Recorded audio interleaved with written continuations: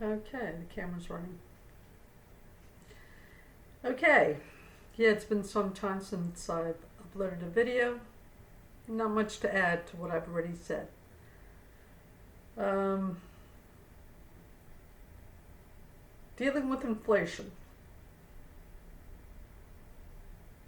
Yeah, I just put together, or just started a playlist. I got plenty, but most of them are private. Um, just started a playlist. Now I'm just kind of collecting videos um, that show alternate ways of doing things. Actually, mostly, let's see, what is it? The first dozen or so videos are into sock mending, because I used to knit. Well, when you're knitting and you're really not too interested in going beyond the beginner level, once you've knitted a scarf and a hat, there's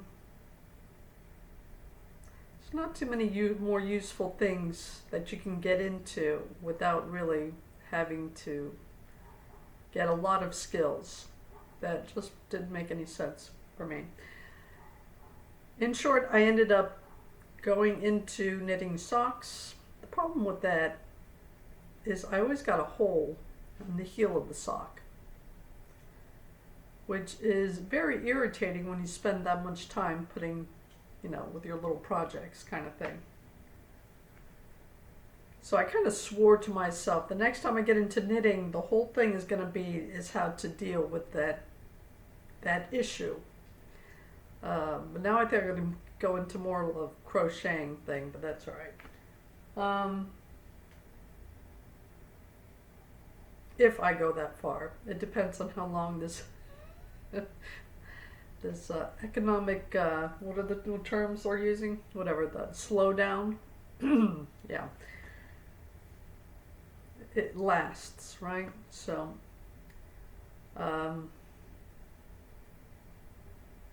yeah, what else did I put together? Oh, baking soda. After the sock mending thing, how to use baking soda to clean clothes instead of laundry detergent. And that came about because, as it so happens, I already have a box of baking soda. So why do I have a box of baking soda? Yeah, I bought this. When did I buy this? The day after I tried to buy a tube of toothpaste at Target. Yeah. Now, as far as I can see, looking around at the cost of toothpaste, yeah, outrageous, yes. So Target is usually where I end up finally going if the dollar store doesn't have any. And even the dollar store isn't selling toothpaste for $1 anymore. For a long time, they didn't have toothpaste at all because everyone was kind of helping themselves. Yep. The thing with buying stuff at Target is I couldn't get anyone to open the glass case. I believe I got into this last time. I was able to get a tube. No, this was the plastic. One of the times I bought a tube of toothpaste from Target. Okay, I did this a couple of months ago or whatever. Yeah. And yeah, it's like it used to be to buy a gold watch kind of thing, right? So yeah. So I'm not even sure how much Target is charging for the toothpaste. I just know I couldn't get one. So the day after, I had to go to the library. One of my DVDs. Yeah, I read DVDs. Rent. I get DVDs from the library.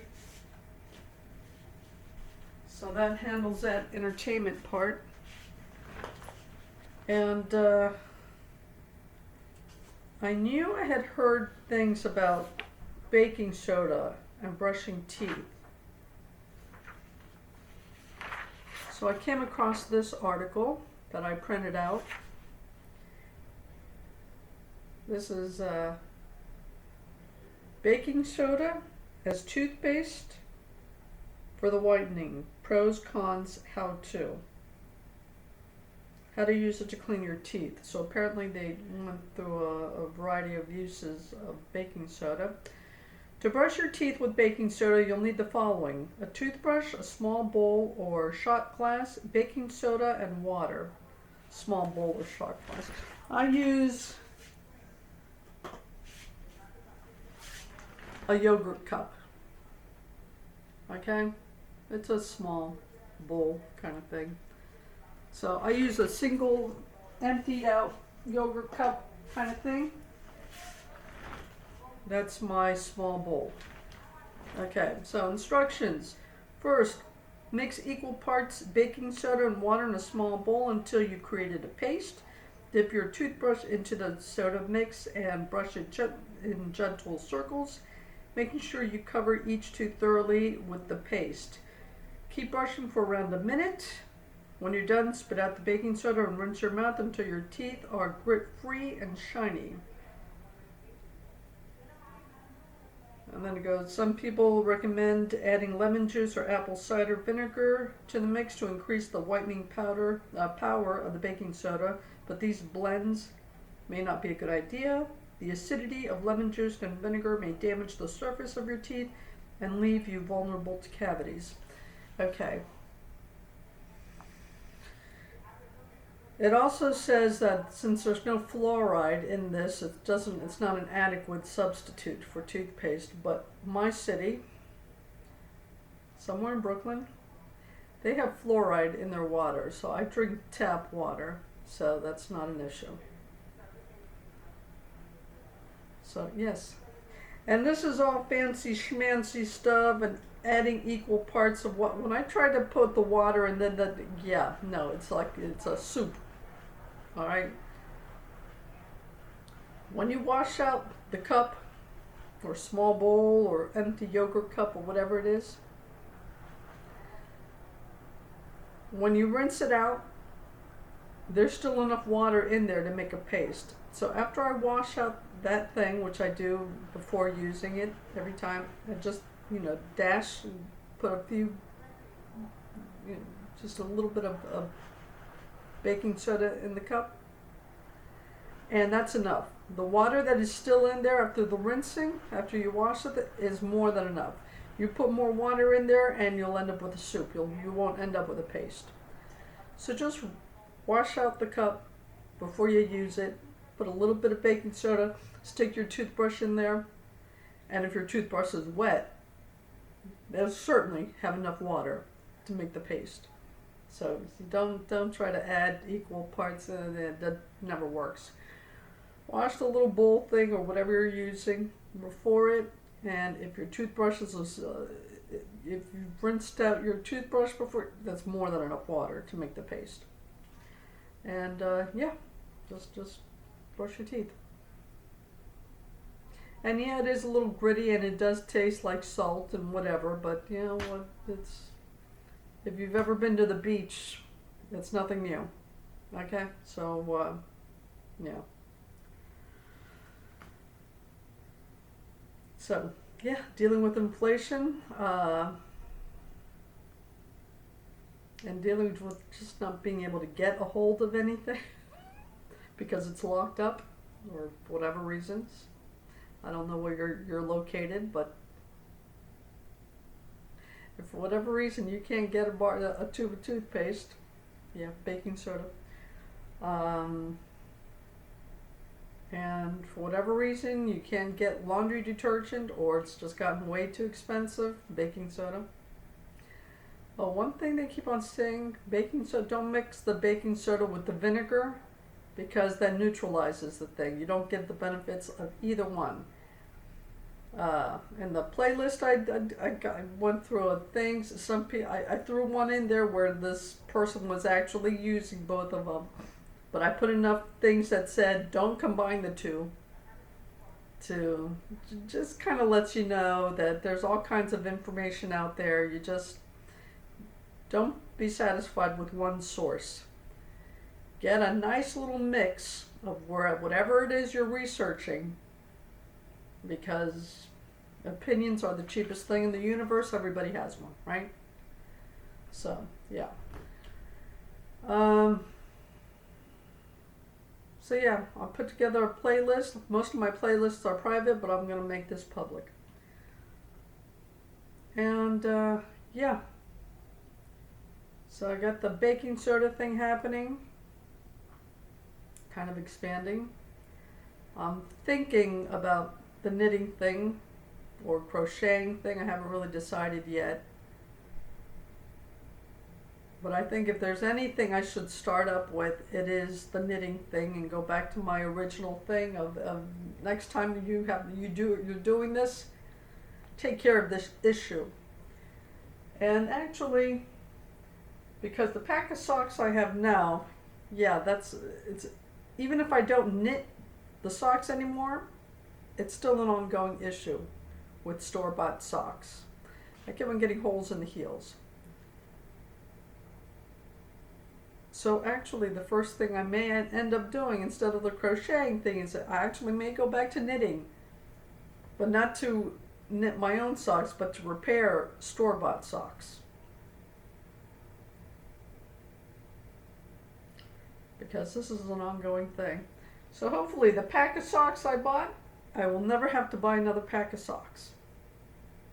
That'll be nice, yeah? Okay, so let's see. Knitting to take care of the socks. Baking soda, just in case you can't get toothpaste, even if you're willing to pay for it, you can't get it. Baking soda. Yeah, same thing with laundry detergent. Luckily, the dollar store still has laundry detergent, so that hasn't become an issue, but I may try the baking soda thing. Why not? And, yeah, I'm going to keep on trying to think of new ways to not spend any money. So dealing with inflation, what is my suggestion? Don't spend any money. Which is mostly impossible for most people. But have fun trying is my thing. And I suppose the longer this thing lasts, this economic slowdown or whatever they want to call it, the more ways you'll find of not spending any money. And as far as money is concerned, I know I said I've already made my comments about money, and I hope you've already put your own plan into action, because this is not something to just think about, okay? This is, because you'll never figure out the details unless you actually start doing this thing, put your plans into action. No other way to find out about the details, or even if the things you were thinking about is viable. Okay, I didn't really say how I was gonna do this. Yeah, I did end up buying gold, and I ended up having to sell it because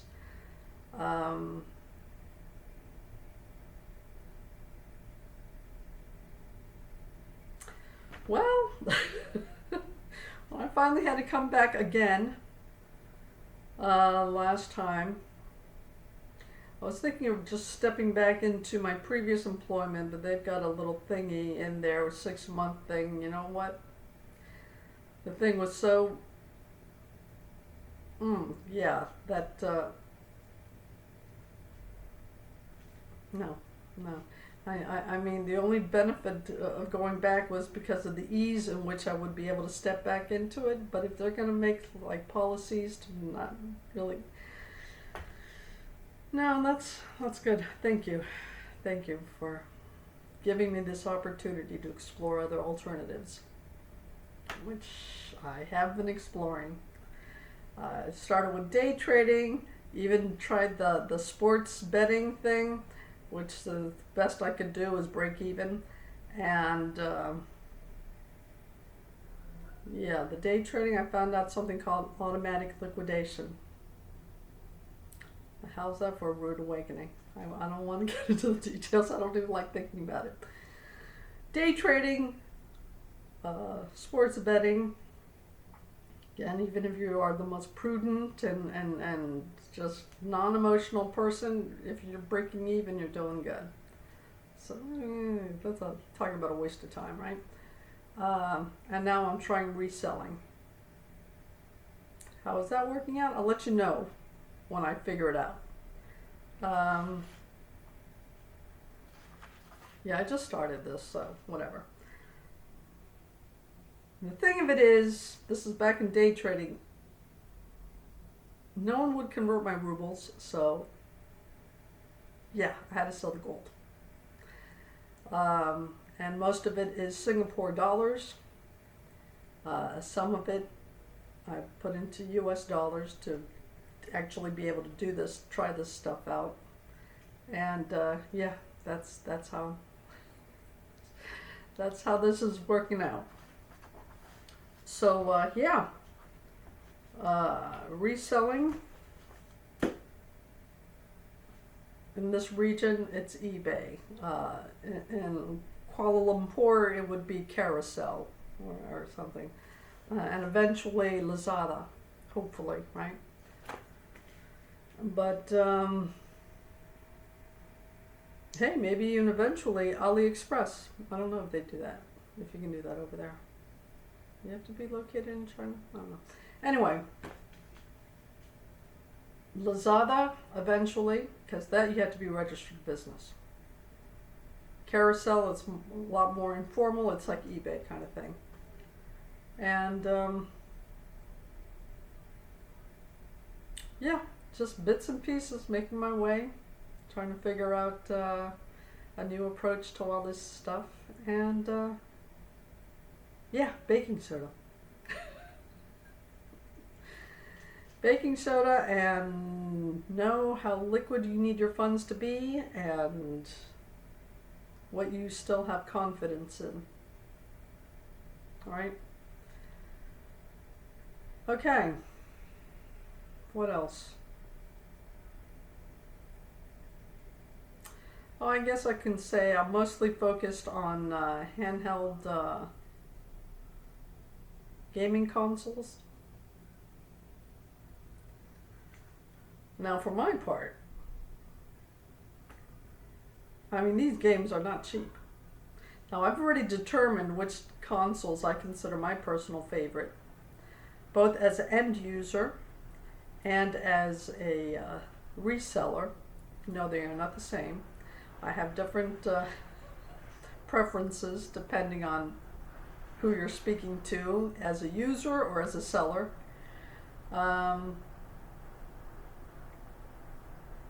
But yeah, just throwing this out there, I may be shooting myself in the foot, but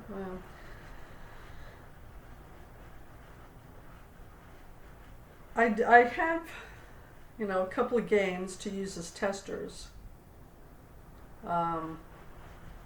As far as the end user, I'm using Switch, okay, Nintendo Switch. But for the ones I'm selling, it's the DS console, so I've got the other ones. But if I were to tell someone, what game should of course, that's a personal thing. But the thing I'm currently looking at, a deck of playing cards. You want to know the best game to get? Get a deck of playing cards. I just recently, a couple of days ago, as a matter of fact, found out how to play Pyramid, free cell, and spider. These are various forms of solitaire. Klondike is the only one I previously knew. And I've, read the instructions for the other ones, but they've always seemed very confusing. So I ended up just sticking with my Klondike thing. But between using YouTube and downloading free versions on your mobile phone, yeah, they're great. They're awesome. See, that's when you get used to doing all your research on YouTube, when you're reading out these instructions and you're saying, this is weird, how the heck do you do, and even reading out, trying to read the instructions of the thing when you're, too much. It just, I'll stick with Klondike. Get away from me. But now that I've gotten so used to using YouTube for things like old school RuneScape, oh, and that's the other one. Old school RuneScape and now Tears of the Kingdom, and I still wish I had bought Breath of the Wild instead, but oh well. Yeah, I do not recommend Tears of the Kingdom. If you're gonna get a Switch game, Breath of the Wild. And this is me suggesting it without even having played it before, but I'm thinking, you know what, between all the things I'm hearing, I should have gone with Breath of the Wild. So if you're looking for a recreational thing, the most economic, a deck of playing cards. Learn how to play, go on YouTube and learn how to play Free Cell, learn how to play Pyramid, learn how to play Spider. And I'm assuming you already know how to play Klondike, but if you don't, look at that too. And yeah, a deck of playing cards. You'll probably be a heck of a lot better off. You'll be able to go offline and not if you're pushed off the grid, it's not the end of the universe. And odds are you still have access to a mobile phone, and you can just play on, download the free games on your phone. I'm kind of eyeballing a Peanuts playing card thing, Charlie Brown and all that kind of stuff. If I'm going to pop $10 for the cheapest DS game I can find, or the cheapest Game Boy Advance cartridge I can find, why wouldn't I pay $10 for Charlie Brown, for Peanuts pack of playing cards, which I never even would have considered before. Why would I pay $10, $15 for a pack when I can get one for $1 or $2? But yeah, the gaming, all this gaming industry stuff, it kind of breaks down some of the barriers as far as putting out real money for something that's essentially just a toy. Awesome toys, no doubt, and I'm glad for it because that's the industry I'm apparently getting into, but it's just a toy, okay? So if you're worrying about being forced off the grid for any reason, you see very, very strenuous economic scenarios in your future, a pack of playing cards. If you really got to do it, get something that's themed to something you really enjoy looking at. Kind of finding that warm, fuzzy comfort area, zone for yourself. Go with it. But yeah. For a backup plan, pack of playing cards, boys and girls. Come on. You're really going to toss out $60, $70, $80 for a game nowadays? Go to the dollar store. They still have a pack of cards. Okay? Learn how to play your Free Cell, your Klondike, your Pyramid, your Spider, just $80 for a game nowadays. It's crazy, but okay. Anyway, if you can, good for you.